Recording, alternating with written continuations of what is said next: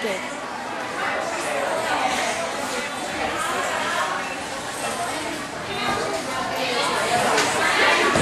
we go. Thank you very much. Good afternoon, ladies and gentlemen. I'm so pleased to be with you today to talk to you a little bit about Christmas. I'm going to tell you about my experiences of Christmas from America. Some of you know I'm from America. Some of you don't. I'm from Kentucky. And actually, I'm from one of the poorest regions in America called Appalachia. We were a large family back then. I have 4 brothers and I have 4 sisters.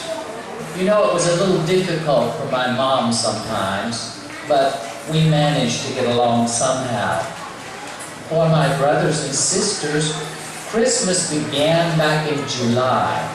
In July, in the summertime, we used to talk about what kind of gifts we wanted Santa to bring us.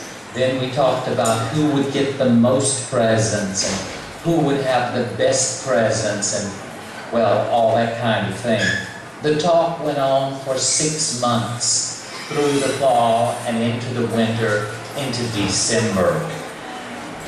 At the beginning of December, my brothers and I would go out into the woods and we would find the prettiest Christmas tree we could and cut it down, take it back to the house.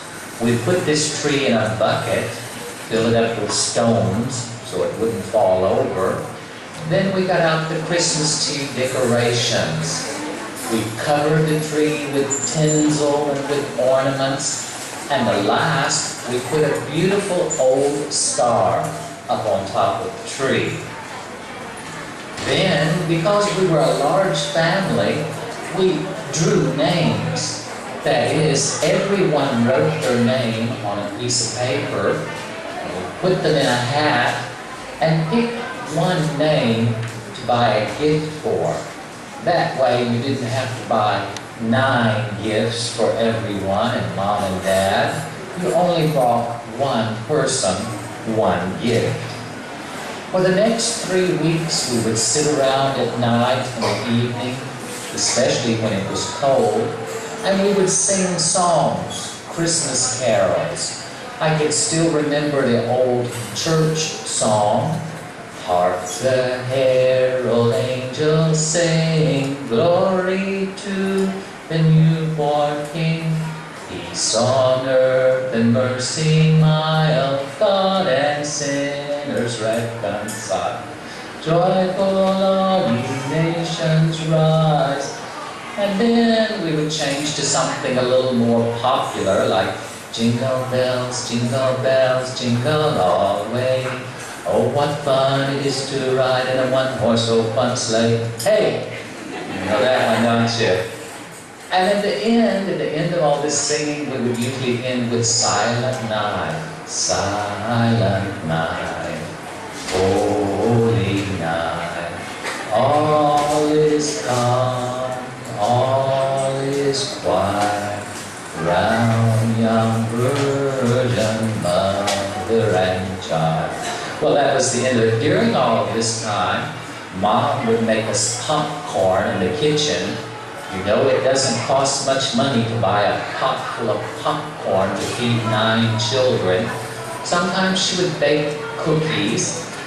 Every year, my grandfather would give my mother $50.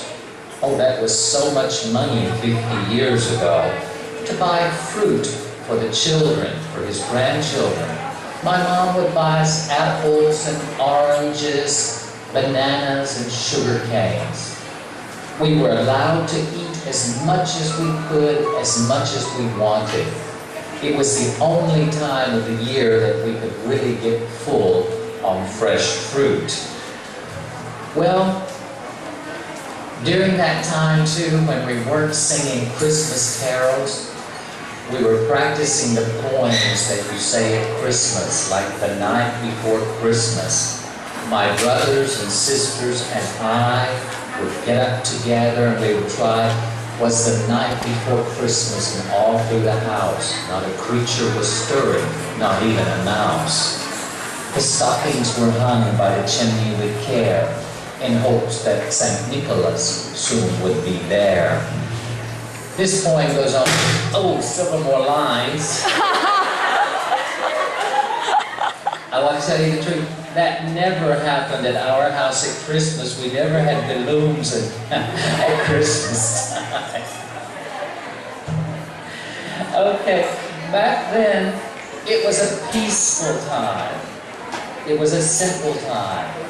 It was a time of doing things together. It was a time for the family. When Christmas Eve, the evening before Christmas finally came, we were too excited to go to sleep.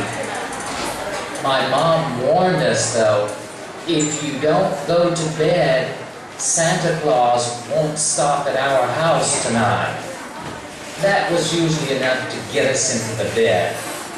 We went to sleep, but very restless throughout the night. And I'll tell you too, it was a short night. Because at 6 o'clock in the morning, all of us jumped up and ran downstairs to see what Santa had brought us. First, we checked in our stockings hanging on the mantle. We found apples, oranges, bananas, sugar canes. They looked a lot like the fruit that Grandfather gave us.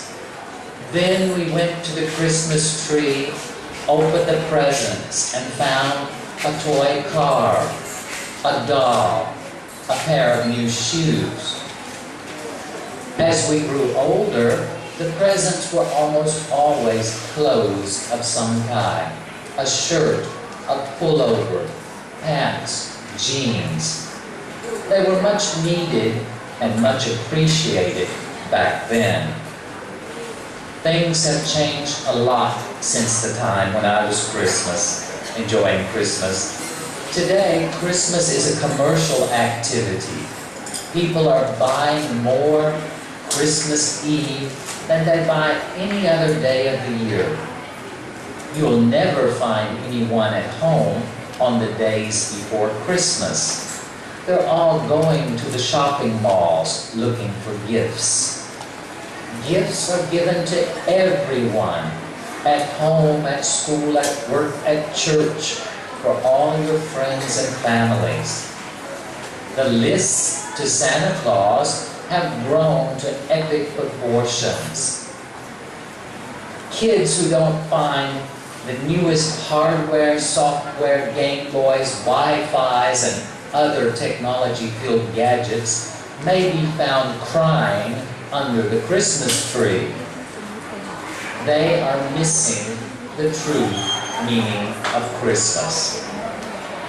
For many years, I lived in Germany, one of the more traditional countries when it comes to celebrating Christmas. The Christmas fairs spring up in November, and people can eat pea soup and potato fritters and ginger snaps, and they can enjoy a nice hot glass of spiced wine. The 4 Sundays before Christmas are known as Advent Sundays, and every Sunday you're likely to have an invitation from friends or families for lunch or dinner or coffee and cake. On Christmas Eve, everyone spends time with their family. Many churches will hold a midnight mass for the people who would like to go to church. Even if you don't go to church at all for the rest of the year, you're very welcome on these evenings for the celebration. One thing about Christmas then, which is still important about Christmas now, is the spirit of giving. It's a time to be thankful for what you have and what you can share with others. If this spirit of giving survives into the next century, the meaning of Christmas will be preserved. For everyone here, I wish you good health, Merry Christmas, peace on earth, goodwill to men. Thank you very much.